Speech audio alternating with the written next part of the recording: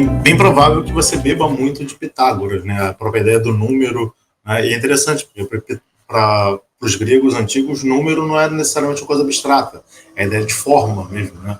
Você vai ter harmonia, né? A música. A música, né? Você tem uma forma e você tem a harmonia, que é o arranjo em relação a isso. Mas, além de Pitágoras, né, caso você queira falar um pouco também dessa influência que talvez você tenha, né, tem um outro ponto que a gente estava conversando antes que eu acho interessante você trazer, já que a gente está falando de formas também. A gente, na matemática, pelo menos na escola, a gente tende a aprender a chamada matemática euclidiana, né? E a matemática não euclidiana, ela tem de ser algo que foge à nossa mente. O próprio Lovecraft, quando vai descrever os lugares, quando você entra no outro mundo, né, os ambientes, eles seguem matemáticas não euclidianas, né? Você tem ângulos que não são retos, como geralmente as pessoas pensam, e isso tende a enlouquecer. Como é que você vê essa questão dessa suposta divisão entre essa geometria euclidiana e a geometria não euclidiana? Então, eu estou falando muito de Pitágoras, que Pitágoras é mais conhecido, né? Mas, na verdade, até no meu livro, a parte que eu falo de Pitágoras é bem pouquinho. Eu falo mais de Euclides do que de Pitágoras. E a geometria euclidiana, né, que é a geometria que a gente, né, aprende no ensino fundamental, no ensino médio, e a gente mais utiliza, né, é a geometria que dá base para todo conhecimento, assim, de espaço, lugar e tudo mais, das dimensões e tudo mais. O que acontece? O livro, ele é baseado na geometria euclidiana. Então, ele é a construção do universo, da origem do universo. Aí a gente fala sobre música, que é bem legal. É a origem do universo, utilizando formas geométricas, com base na geometria euclidiana. Ou seja, eu pego a geometria euclidiana, faço uma comparação com o Big Bang e com o mito da criação da Wicca. Ou seja, a geometria euclidiana sendo aplicado em algo que não é tão perfeitinho como a geometria euclidiana. Aí eu venho com um pensamento meu particular. Eu acredito que a gente tem uma limitação de compreensão da geometria euclidiana. Né? A gente tem, e o pensamento de Euclides, a gente tem os documentos que Euclides organizou a geometria, porque Euclides organizou, ele não criou a geometria, então ele pegou o que tinha de conhecimento geométrico da época e organizou aquilo, mas a gente aprende, o que a gente aprende de Euclides foi passado por vários, né, pensadores e tudo mais, e aí vem de novo, vou pegar de novo aquela matemática cristã, né, as universidades, as escolas que nós temos hoje foram construídas pela igreja, então tudo que a gente recebeu de documentos e tudo mais é muito engessado. E ao meu ver, Euclides, enquanto grego e pagão, talvez não seria tão fechadinha e tão quadradinha como a gente vê na escola. Eu acho que dá para a gente ter as variações mesmo na geometria euclidiana.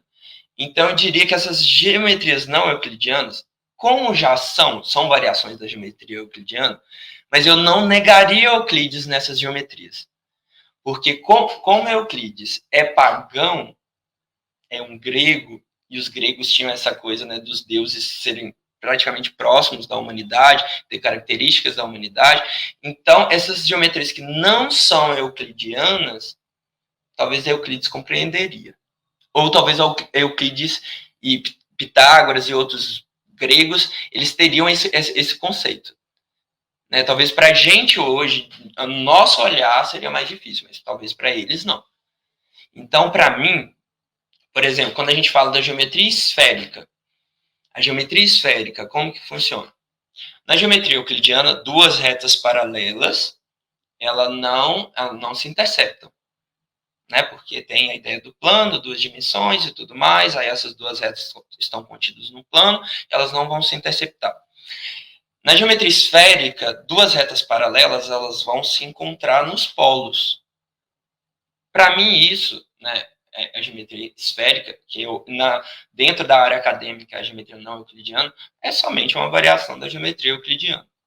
Mas eu acredito que provavelmente Euclides e outros pensadores gregos entenderiam isso. essa variação.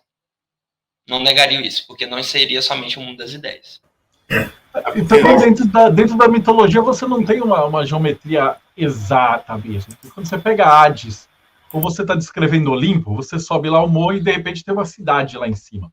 Ou você entra num buraco, tem as cinzas, tem um vulcão, e lá embaixo tem todo o Tártaro, e aí tem todos os titãs, e aí tem toda uma parada, e aí eles causam terremotos e tal. E quando você vai estudar a teogonia e as divindades, obviamente as escalas não batem, então não dá para usar matemática abstrata, rígida nisso, né? Então, essa era a minha pergunta. Como é que você relacionou a matemática com a origem do universo pela Wicca? Então, eu só vou falar sobre esse negócio do Tártaro e tudo mais. De algo muito pequeno que você entra ali e de repente tem uma coisa grande. Aí eu vou pegar os conjuntos dos números para a gente brincar um pouquinho. Né? De 0 até 1, tem quantos números? Infinitos. Infinitos. Olha que legal. De 0 até 10, tem quantos números? Mesma quantidade. Não tem a mesma quantidade. Tem infinito. Tem infinito. Mas são 2 infinitos. Olha, um pequenininho dá para você entrar e tem uma infinidade de possibilidades. Um grande, né, o Olimpo, dá para você entrar e tem uma infinidade de possibilidades. Olha bem. Olha como que a matemática dá para interpretar. E eu estou usando a matemática básica. E eu estou interpretando isso que você acabou de me falar. Que isso não faz sentido, mas eu consigo ver um sentido dentro da matemática.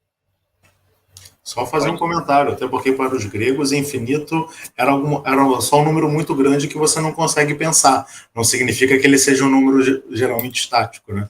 Nesse sentido. Então, 2 infinitos, eles podem ser diferentes. Né? Diferentes, porque assim, o infinito de 0 até 1, e o infinito de 0 até 10, se você pegar de 0 até 1, fazer uma associação com os infinitos desse, porque tem 0 até 1 aqui, você vai perceber que vai sobrar toda essa outra parte do infinito.